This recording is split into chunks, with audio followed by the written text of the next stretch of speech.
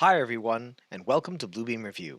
My name is Ari, and I'm a Bluebeam certified instructor with Digital Drafting Systems. Today, we're going to learn about signatures, certifications, and form mode. Let's begin by accessing digital signatures and just using them on one page at a time. We're going to be doing that by going to our signature panel. It looks like a little ink pen right here. And we can essentially see that there are four buttons up here next to the first word of signatures. The second one we'll talk about very soon.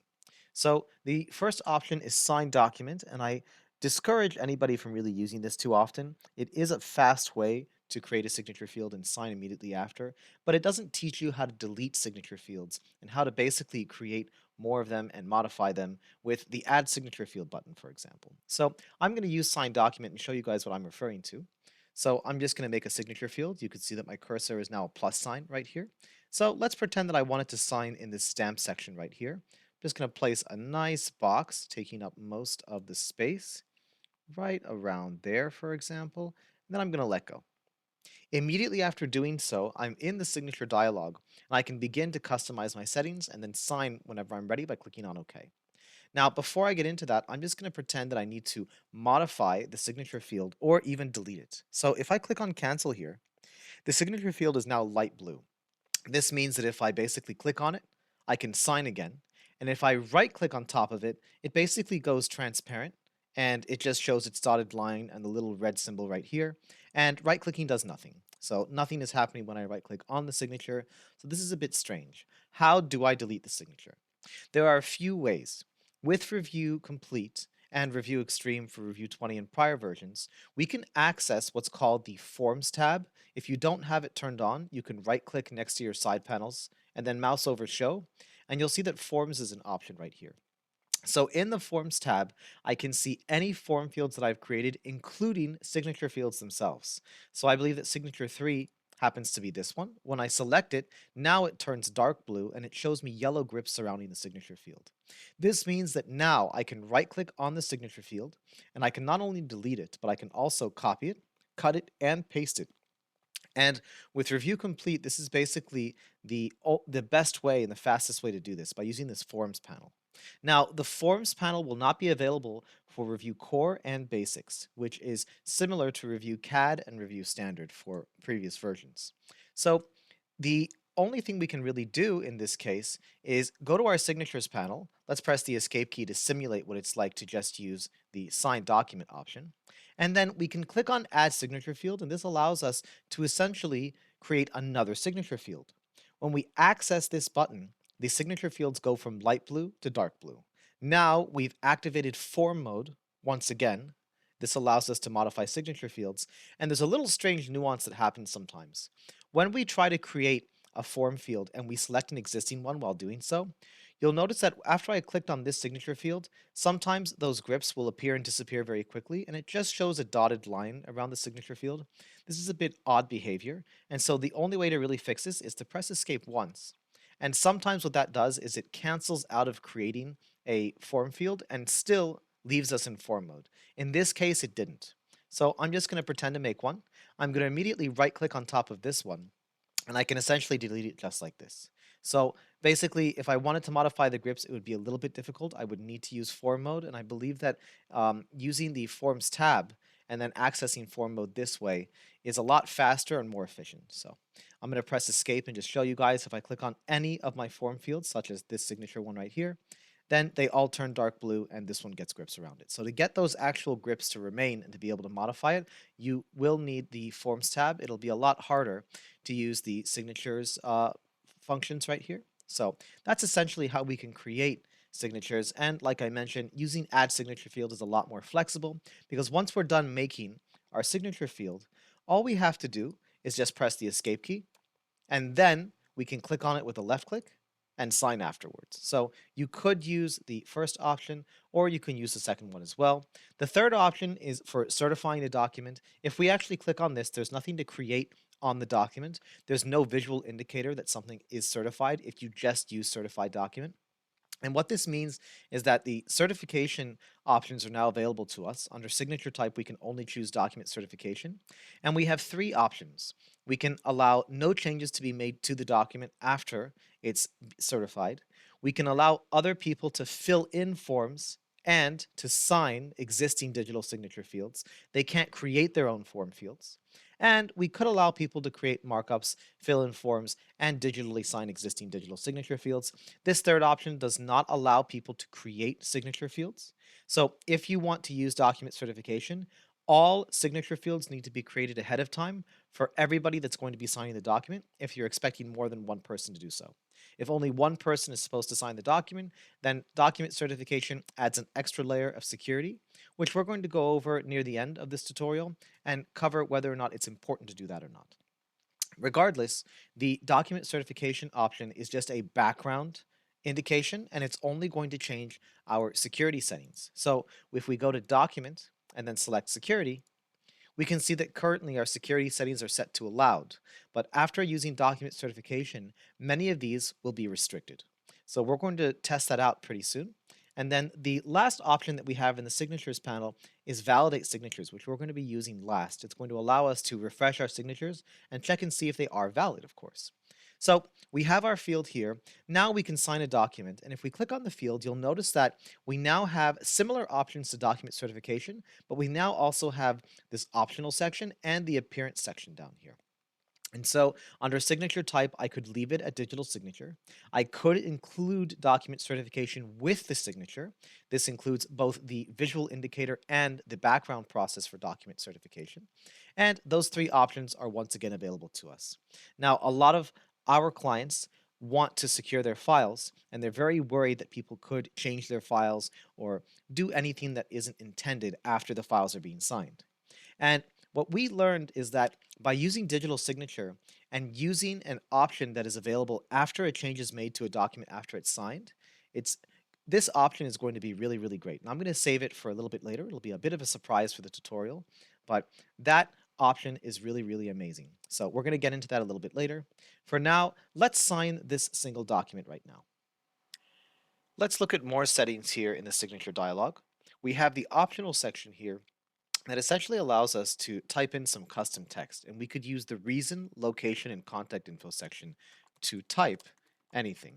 The reason section also has a drop-down that allows us to choose some predefined text, and once we get into batch signatures, we won't be able to customize our reason section. We'll have to use either location or contact info to type in any kind of legal text that is required by certain municipalities. So for now, we're going to leave the location and contact info blank, and the reason section we're just going to have turned off. We're not going to use it in this demonstration, but I'll show you all how to turn all three of these optional sections on right now. We can do this by going to the appearance section. Firstly, we can choose between different appearances with this drop down right here. So this happens to be my third-party authenticated signature. I actually have another one under the digital ID drop down that allows me to use the second-party authenticated signature that I created with Bluebeam Revu. So we're talking about a lot of parties. What do I really mean by that? The first party is the person who signs, so in this case it would be me. The second party is the program that you're using, so Bluebeam Revu. There's many other PDF programs that basically work with PDFs and work with digital signatures, so those are the second party. And the third party is a company such as IdenTrust that you would basically work with, and they would send you a specialized digital ID that is third-party authenticated because they're validating your information and validating your identity with a lot of proprietary info that only you know. And therefore, this allows them to give you a specialized digital ID that can be accepted by municipalities, and no one else can truly replicate it. And the only way that other people can use it is if they know your password. So that's how third-party authentication works, and we'll see it in play very, very soon. So let's look at the appearance section right here. Like I was saying, we can switch between the different ones. And if I switch to the one that says seal no labels, then you can see that I've included an image and I've just put some text that automatically populates my name, the date, and the time. And that's about it. So we're just going to look at the name one that just shows my name in big bold letters, and it also shows some text right here as well. So we're going to modify this by clicking on edit.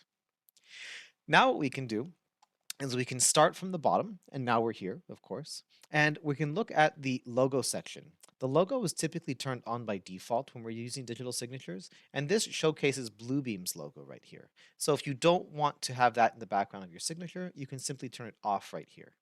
Then there's labels. You'll see that the text digitally signed by and then brackets with the word name inside are here, along with date and then brackets for the date as well. And we can see brackets next to this name section right here. This means that if we turn labels off, all we're going to see is the data that automatically populates in these basically less than, greater than, equal to, whatever you want to call these signs right here. So basically, we can turn labels on in this instance to signify what data is going to come next. And I like to use it for the text portion, but for the seal one, we can turn that off and save some text and save some space and just get the information that we need to be included with whatever image or seal that we're using in the background. So in this case, we're going to leave labels on. The font size can be changed. If we leave it at auto, that means that the signatures field itself is going to dictate how large our text is allowed to be, and the text will fit inside of the signature field as much as possible. So we could leave it at auto, or we can set it to a manual number. You can see now that the labeled text, all of this text data here has gotten smaller, but not the graphic itself. So the graphic at the top we'll talk about very soon. For now, for this instance, I'm going to leave this on. For my seal, I actually turn this off and I leave my text at a certain font size. Then we have the text section right here, and this allows us to turn on more data. And by default, all of this data is turned on. And you can see that our preview section has gotten a bit busy right now. And most of this data is not really necessary for most signatures. So I don't need to use my contact info, reason, location, or distinguished name in this instance. If I did have legal text, I could use the reason section for individual signatures, or I could even use the contact info section and just make sure to turn off labels so that my data displays in the contact info and it doesn't just say contact info and then colon. So that's the issue with labels if we're trying to put custom text under contact info or location, but either one can be used, especially with batch signatures, very easily, while reason is only customizable, like I mentioned, with single signatures. So we'll get into batch signatures in another tutorial. Moving on, we're now going to look at the alignment section. We can actually align the data itself, not the graphic name right here, but this data here, we can now align it to center, left, right, etc. And there are other alignments here that are available if we're using the file option, which essentially allows us to get an image, and then we can basically move our data above the image, to the right, left of it, etc., etc. But when we're just using the name option, we just have these alignments available to us. So now we're going to look at the position section right here. And this allows us to choose where the actual graphic is going to go. In this case, it's the big name in big bold letters. So we can have it to the left or the right of our actual text data. We can also have it in the background. And that's what I did with my seal. I have my seal in the background, and then I have some text labeled really nicely in the center of the seal. So I'm just going to use left for this instance. And like I showed you all, we have the option for graphic of none, meaning that we can just have the text data that we need. We may not need that extra name on the left side. It could be taking up extra space. And we also have the file option, which allows us to browse for a file. And that way we can include that file as part of our signature. So I'll show you all my seal version right now. So let me cancel out of this, switch to the seal one, and show you the different options that we have. Now I'll click on edit again. And here you can see that not only are labels turned off, but my auto for font size is turned off, so the font fits really, really nicely here in the center of the seal. And it's going to get a little bit bigger based on our signature size, but the font will relatively be about the same according to the preview, but it's a little bit small in the preview. And you can see that under the file section, I've browsed my computer for this specific seal image. And we're using that as an example, and I'm using the background option instead of simply left or right. But we could do those if we wanted our text to be to the left or the right of our actual seal. Some of our seals have a lot of data in the center of them, so this background option may not work because you don't necessarily want to cover any data in your seal as much as possible with data that's part of your digital signature. So that's how that works. We're going to click cancel again. And let's actually switch back to the name one. I like to use that one for this instance. And now what we're going to do is we're going to click OK. However, before we do, just so you know, now that we have this signature dialog option, the question is, how do I make new digital signatures? Well, I can click on the new button right here. In doing so, we have this new digital ID dialog, and this is very important because when you're here, you can either select Create Digital ID File, which allows you to make a second-party authenticated digital signature. And so this is how you can use Bluebeam Revu to create one. As long as you know someone's name and their email, and you input a password for them, you can essentially impersonate anyone with a second party authenticated digital ID because it's not really authenticated. And anybody that knows anyone's email can basically just do it. And so that's why third party authentication is accepted by cities and why it's much safer and much more official. So if anything is second party authenticated, it could be used by someone else. Now, we could also create a digital ID in the Windows Certificate Store. That is something that is not done quite often, but it is possible. And the browse option up here is quite nice because this allows us to find the actual .pfx files. You can see the extension on the bottom right here. We can actually locate those .pfx files, and those are the files that are given to us by third-party authenticated companies such as IdenTrust. And so once we have those files, we can essentially import them into Bluebeam Revu. Typically, when we install them on our computers and follow the instructions that the third-party authenticated company gives us, Bluebeam Revu will automatically detect them. The trick is have Bluebeam Revu turned off when doing that. So we can also click on View right here, and we can view certain data about our digital ID before we sign. This is quite useful if you had an old digital ID that expired and then you just installed a new one and they both have the exact same name here. So let's look at the one that's just called Ari Rejtman. We're going to click on View right here. It's going to ask me for my password. So this happens. That's another indicator that this is second party authenticated because this password here is only used with Bluebeam Revu. And initially, essentially, IdenTrust will ask us to log in if we're viewing a third-party authenticated digital ID from them. So let's see if I got my password right. Not quite. I think it is this variation. Perfect. There we go. So now this window here is actually a dialog in Windows. It is not a dialog in Bluebeam Revu. We can now see some information about our digital signature here, so we can see how long it's valid from. This validity date is a very, very long time, which is one very mild indicator this is not third-party authenticated because those signatures typically last for about 3 years or less. It depends on the company and on the agreement you have with them. And then we can go to the certification path, and this is a major indicator. This is only second-party authenticated because the only information we see here is my name. We don't see any other information about another company that is basically certifying and authorizing the signature. Let's look at the other digital ID. We'll select it and click on View here. And now we have some more information. Now it shows us a validity date that makes a bit more sense, about 3 years. The issued by is right here, so this is very important. So this signature was issued by someone else for me, of course. And then in the certification path, we can see that there's a lot more information here. We can see that there's these federal common policy GA, or excuse me, Federal Common Policy CAG2 file, and the Federal Bridge CAG4 file, along with IdenTrust's file, this IGCA1 file, and finally, my name. And so this is definitely third-party authenticated, and this signature is ready to rumble. So we're going to be using this one for this example. So what I'm going to do now is click OK.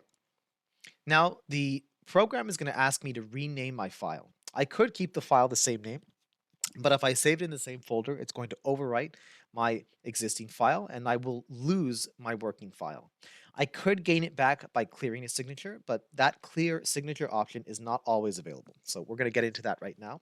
What I'm going to do, which I believe is a lot safer, is I'm going to slightly rename the file. So I'm going to put _ds for digitally signed.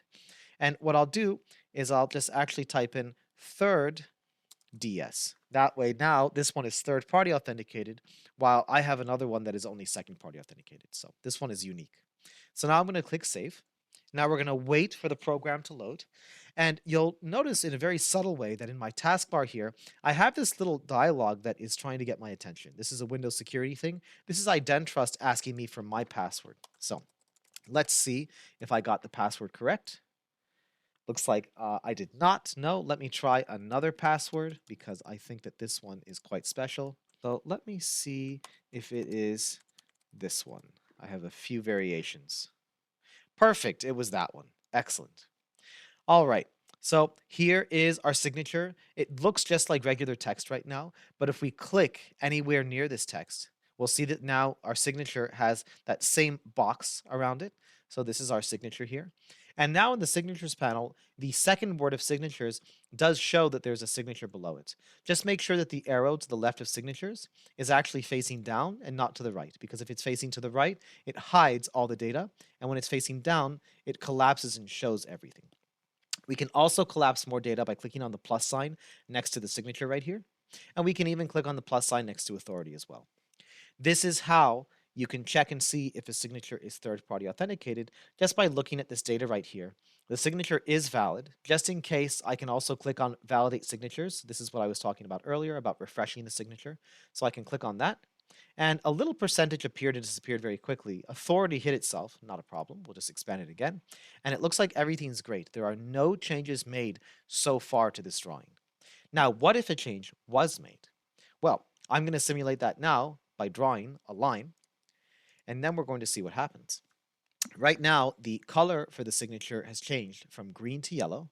If I expand it, it says the signature hasn't been verified yet. So that means that after you make a change to a file and you haven't saved yet, you'll get this text. So now what I'm going to do is I could select validate signatures, which we'll try right now. So far, it doesn't really show that a change has been made because I haven't saved the file yet. So it still says signature is valid.